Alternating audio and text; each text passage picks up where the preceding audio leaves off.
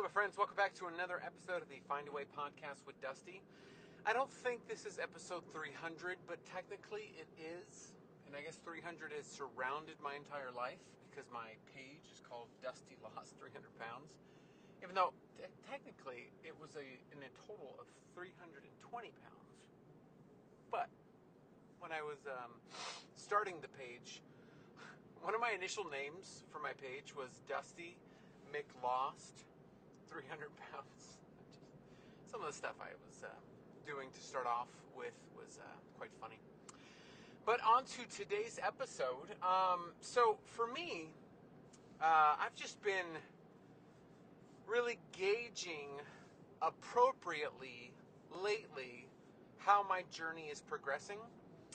And, after 2 skin surgeries, I guess the thought was, hey, everything's going to look so remarkable that I'm almost going to be close to the perfection that I'm looking for. And it's actually going to be nothing like that. Even after 2 skin removal surgeries, there's still plenty of loose skin and there's scars. And I posted today just a real eye-opening realization that, perfection isn't going to be possible. And everything of my journey, just nothing was perfect. I had a groove and things were going right, but things were still going wrong at the same time. And it's like I'm chasing this perfection, but that doesn't inspire anyone. Survival does. Like the fact that I'm able to get up and get after it, even after overcoming the obstacles of life, like survival is what's inspirational. Survival is what is really the oomph in this whole thing. The fact that you're able to keep going. And for me, after the second skin surgery, I noticed because I took 3 months off that everything just really kind of shifted in my body. It's weird how my arms and legs are heavier because of water retention. And it's like, I just feel heavier. I feel like there's a lack of muscle there. And I just passed 4 months and I'm so critical of myself. Like, I can't believe that I've done so much to lean out, to build muscle, that I'm soft now. And yet I'm so critical of myself when I just had surgery 4 months ago. That's it. That really, I was getting into kind of real peak lean, not until 8 or 9 months in. So I've got another 4 or 5 months of consistency that will easily get me back to where I was before, yet I, for some reason, have this distorted thought that I'm going to be where I was right before skin surgery number 2, and it's just not the case. The swelling, I still have swelling, and I'm like, I'm healed, I'm lifting, I'm still, unfortunately, I'm still swelling. I'm still retaining water. I'm 4 months post-op thinking that, everything is all going to be fine and dandy and I'm not going to have any repercussions of the skin surgery, and I still am. And so this is where, for me, mentally, I'm really kind of taking the approach of, I'm ready to be dialed in. I'm ready to dial in my nutrition. I'm ready to dial in my strength training. Yes, I've got some marathons coming up, and this is where things shifted. I was really running since I got clearance because I knew that I was pacing a 4-hour and 30-minute marathon in St. Charles, Missouri, and that, man, was such a heavy burden. Can I just tell you? Because 4 hours and 30 minutes is what I did my first marathon time in, and that was me walking a lot of it, me cramping like crazy, and just, it was rough. Now, I've worked myself up to getting a 3-hour and 43-minute marathon, and after that, I'm pacing 4 hours and 30 minutes as a good, comfortable time, but I'm trained up. I had to spend, from clearance, 40 days to get my body equipped to pace again, because I had signed up prior to surgery, like a year prior. I had signed up because I wanted to do this marathon and I wanted to pace it.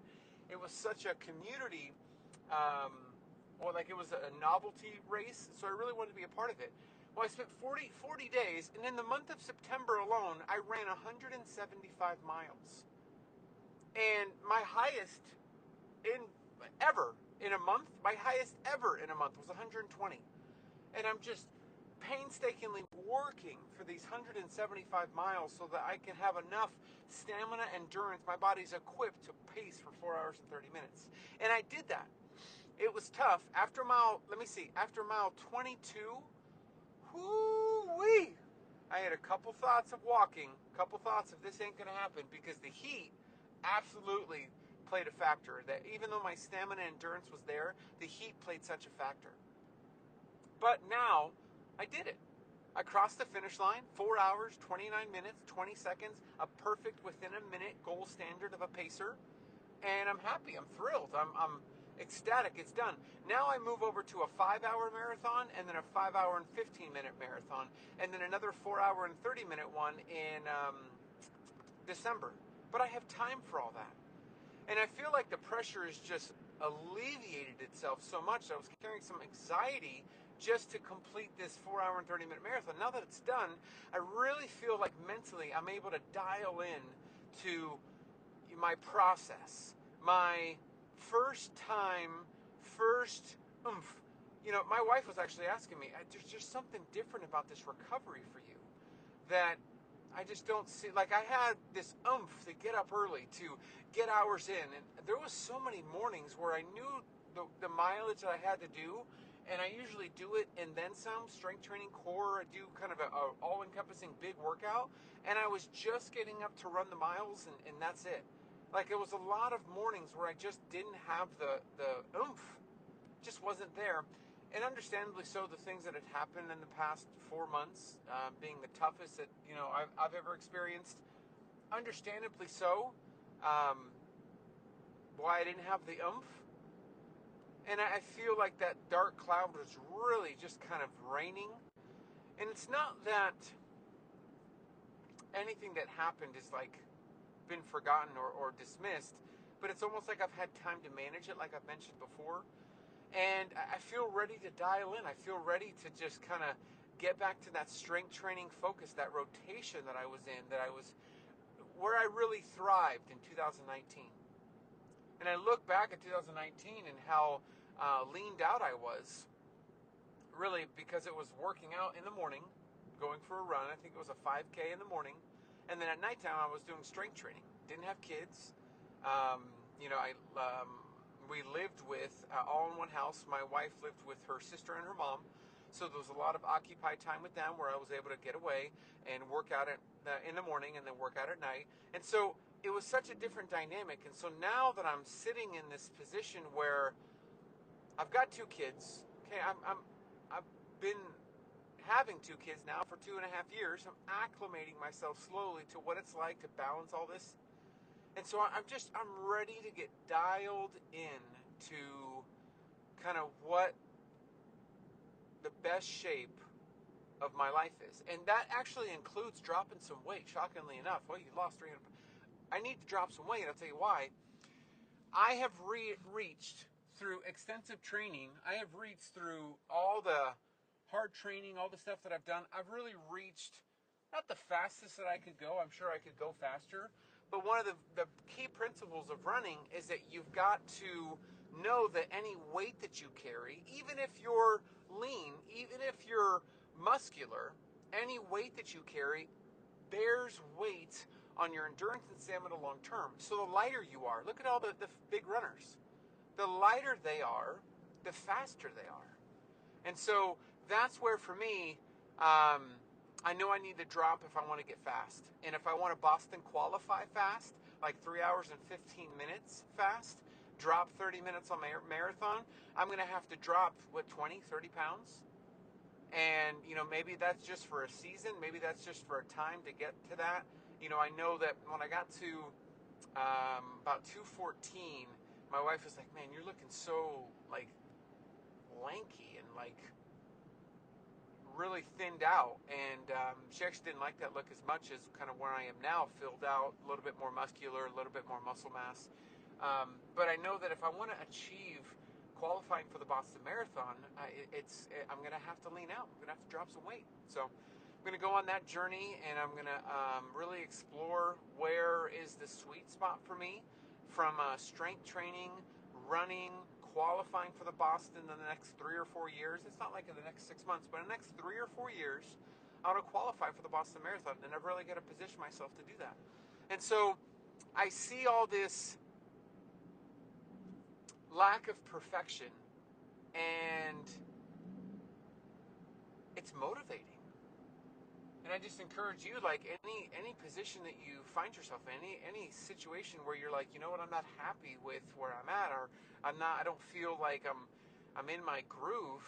Let that motivate you. Let that push you. Let that like just bring out a grit and just this resilience within you to say, man, no, I'm not settling for this.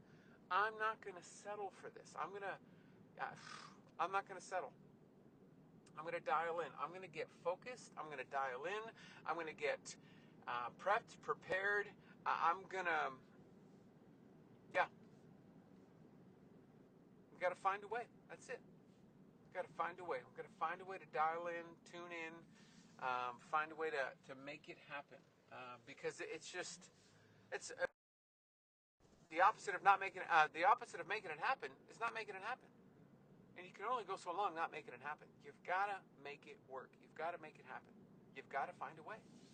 So excited, hopefully, maybe to do some more podcasts, maybe once a week as an update in the progress. I'm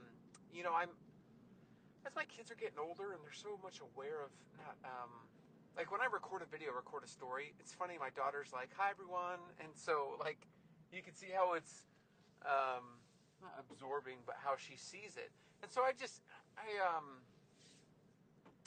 very cautious what I put on out there. I can show a bunch of skinless, shirtless photos, bounce up and down and dance and get tons of followers. But I mean, if that's on social media in 10 years and my daughter sees that, like, do I want that everywhere? It's like there's a balance, and I'm not sure what that is. I don't saying I know what that balance is to what to post and how to post, but I just want to be very mindful in what I'm putting out there because my kids are going to see it one day.